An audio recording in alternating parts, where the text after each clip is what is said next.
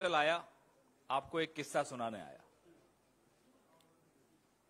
आज फिर आपको एक ठग का किस्सा सुनाएंगे। नहीं नहीं नहीं, किसने कहा गुजरात का है? आप यूं ही बोल रहे हैं गुजरात का है। ये वाला गुजरात का नहीं है। जो जब देश में तेल के दाम बढ़ रहे होते हैं, रसोई गैस के दाम बढ़ रहे होते हैं, राशन के दाम बढ़ रहे होते हैं, तो भारतीय जनता पार्टी की आईटी सेल व्हाट्सएप फॉरवर्ड चला देती है कि साहब शेर पाला है तो ये तो होगा। और इस शेर ने अब एक शेरपुरिया पाल दिया। इस ठग का नाम है शेरपुरिया। अब लोग कहते हैं कि शेर नहीं पाला है, हम तो नहीं कहते। एड्रेस क्या है? Racecourse road. लटियंस गैंग, हम पर आरोप लगते हैं लटियंस गैंग। तो ये जो शेरपुरिया साहब हैं,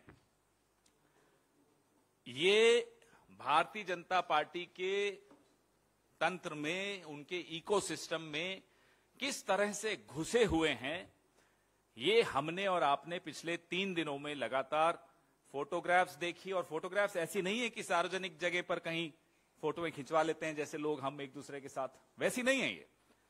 प्रधानमंत्री को टैरेमैक पर बुके देते हुए, पुष्प गुच्छ देते हुए, प्रधानमंत्री को टैरेमैक पे मिलने की हिम्मत या अनुमति किसको मिलती है? जो उनके अपने होते हैं, जिनको वो पहचानते हैं, जिनको उनका तंत्र पहचानता है और अपना मानता है। हर कोई नहीं जा सकता प्रधानमंत्री को बुके देने के लिए टैरेमैक पर। थोड़े दिनों पहले भी मैंने आपको एक किस्सा सुनाया था, किरण पटेल का किस्सा सुनाया था। हां, वो गुजरात के थे। ये जो हैं, ये गुजरात के दामाद हैं। इनकी पत्नी गुजरात की। पहली कंपनी इन्होंने गुजरात में बनाई, वो कंपनी डूब गई। 350 करोड़ का कर्जा। ये सुनकर मुझे बड़ा अटपटा लगा, बड़ा बुरा लगा, अपने प्रधानमंत्री के लिए बड़ा बुरा लगा। अरे साहब, आपके दोस्त हैं, हजारों करोड़ का गबन करके जाते हैं, एक 350 करोड़ का गबन? क्या स्तर है भाई?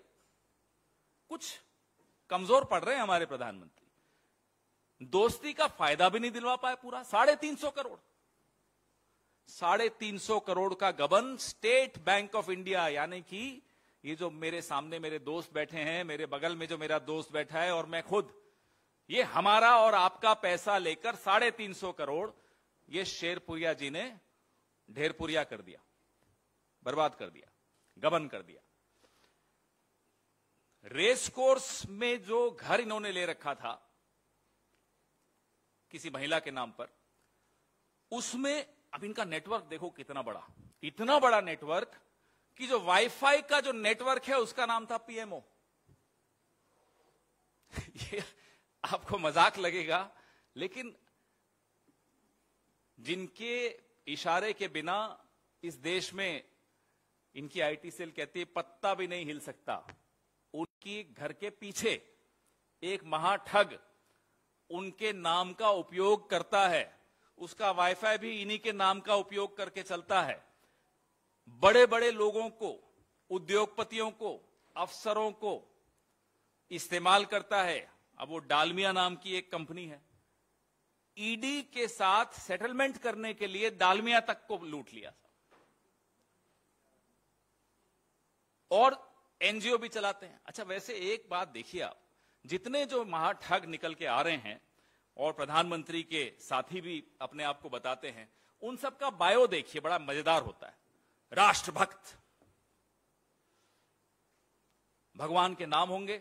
और ये जनाब तो हमारे किसी साथी की एक अखबार में साप्ताहिक लेख लिखते थे, धर्म पर, आध्यात्मिकता पर, हर सप्ताह। चलो लिखते तो सब है, हम भी लिखते हैं, छपता नहीं है। ऐसी अखबार कोई छोटी मोटी अखबार नहीं, वो हुंकार दैनिक, चित्कार दैनिक नहीं थी, बड़ी अखबार, नाम नहीं लूंगा। उस अखबार में कॉलम लेने के लिए बड़े बड़े लोगों का फोन कराओ, तब जाकर एक कॉलम मिलेगा उसमें। हमें नहीं मिला अभी तक, इन्होंने वादा किया था, अभी तक नहीं दिलवाया।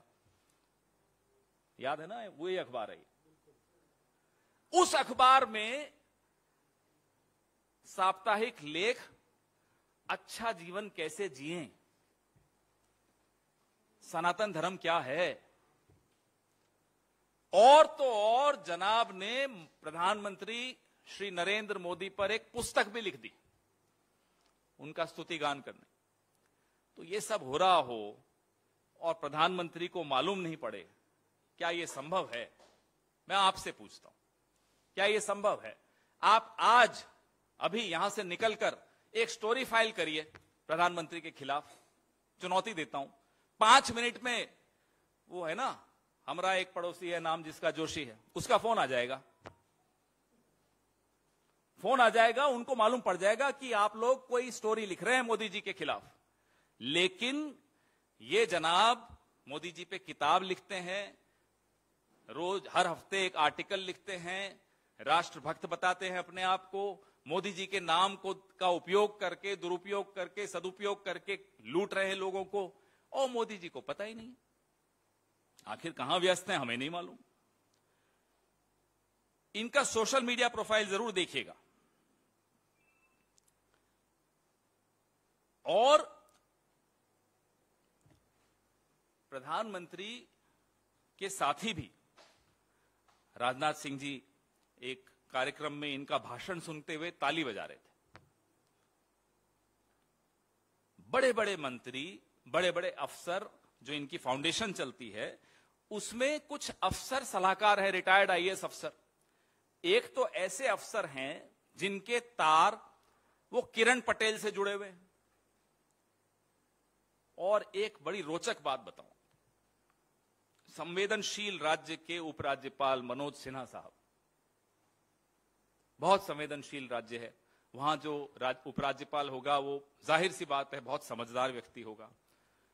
उन्होंने इन जनाब से 25 लाख का लोन लिया। ये हम नहीं बोल रहे, उनका एफिडेविट बोल रहा है। ये हो क्या रहा है मुझे तो नहीं समझ में आ रहा, हम में से तो किसी को नहीं समझ में आ रहा ये हो क्या रहा। जम्मू कश्मीर के उपराज्यपाल मनोज सिन्हा साहब एक ठग से 25 लाख का लोन लेते हैं। ये वो ठग है जिसकी कंपनी डूब चुकी है। ये वो कंपनी है जिसने 350 करोड़ एसबीआई से लिया था, गुजरात की कंपनी। अब मैं सवाल भी पूछूं तो किससे पूछूं यही नहीं समझ में आता। जवाब दे कैसे पाएंगे? आपका पड़ोसी है साहब, आपके नाम का उपयोग कर रहा है जनाब, और आपको हवा ही नहीं है। बड़ी बड़ी बातें करते हो सुबह से शाम तक, पूरा विश्व गुरु विश्व गुरु विश्व गुरु, ये है हमारे विश्व गुरु। ओ विश्व गुरु जी, घर के पीछे क्या हो रहा है वो तो बता दो जरा देश को, हम आपको विश्व गुरु मान लेंगे। जो आपके नाम से आपके चेले कर रहे हैं, पहले उनका तो देख लो जरा, उस विषय में तो जवाब दे दो। 52 शेल कंपनीज बनाई हैं साहब ने, 52 शेल कंपनीज। सरकारी बैंकों से लूटे 225 फर्जी ईमेल आईडीज। मतलब इनका बायोडेटा देखो तो अगली टिकट पक्की लोकसभा की, नहीं तो फिर राज्यसभा पक्की। और बड़े बड़े लोग, जिसमें ओम बिरला जी हों, राजनाथ सिंह जी हों, इनकी तारीफ इनके कार्यक्रमों में दिखेंगे आपको, सब जगह इनके जो संबंध हैं इस व्यक्ति के, इस इकोसिस्टम के साथ, जो लटियंस का नया इकोसिस्टम है, वो आपको सरेआम दिख रहा है। हमें नहीं मालूम संबंध हैं या नहीं है, हमें यह मालूम है कि पड़ोस में रहता था, आपके नाम का वाईफाई इस्तेमाल करता था, आपके ऊपर किताब लिख चुका है, अपने आप को राष्ट्रभक्त बताता है, जो जो लिखा जाता है आजकल भक्त लिखते हैं वो सारा लिखता है, और आपको पता नहीं था। कुछ लोग हमें बताते हैं, क्योंकि आजकल जो लटियंस गैंग में नए फिक्सर्स भी हैं कुछ, उनमें से एक आध फिक्सर ने हमें भी फोन किया कि बोले साहब आप नहीं समझ पाओगे। मैंने कहा मैं मानता हूं हम नहीं समझ पाएंगे, इसमें सरेंडर, हम नहीं समझ पाएंगे, बताओ अब आप। बोले ये गैंग वॉर चल रहा है। मैंने कहा किसका गैंग वॉर चल रहा है? बोले यूपी वर्सेस दिल्ली। मेरे को तो अभी तक नहीं समझ में आया कि ये अलग अलग कैसे हो गया और गैंग क्यों बोलते हैं। बोले आपने नहीं समझा, यूपी ने प्रधानमंत्री के करीबी व्यक्ति पे रेड डाली, उसके कुछ दिनों के अंदर अंदर दिल्ली ने बदला लिया और एक सरिया व्यापारी के यहां रेड डाली जो मुख्यमंत्री उत्तर प्रदेश के करीब है। ये क्या चल रहा है इस देश में? मजाक बना रखा है आप लोगों ने इस देश में। सरकार चला रहे हैं या मजाक बना रहे हैं? तभी अब समझ में आता है कि आप हवाबाजी करते रहेंगे, दिन भर उल्टी सीधी अनाप शनाप बातें करते रहेंगे, अंदर ये चल रहा होता है। हम जो जवाब देना चाहे उससे जवाब मांगते, हमें नहीं मालूम कौन जवाब दे पाएगा। आरएसएस देगी, आदित्यनाथ जी देंगे, स्वयं महामहिम प्रधानमंत्री जी देंगे, गृह मंत्री देंगे, कौन जवाब देगा? या वो जो पड़ोसी जोशी, कोई तो जवाब दे आकर। चलिए आप पूछ लीजिए हमसे सवाल। मैं आपको ये भेज रहा हूं थोड़ी देर में, थोड़ा चेंजेस करने आपके सवाल।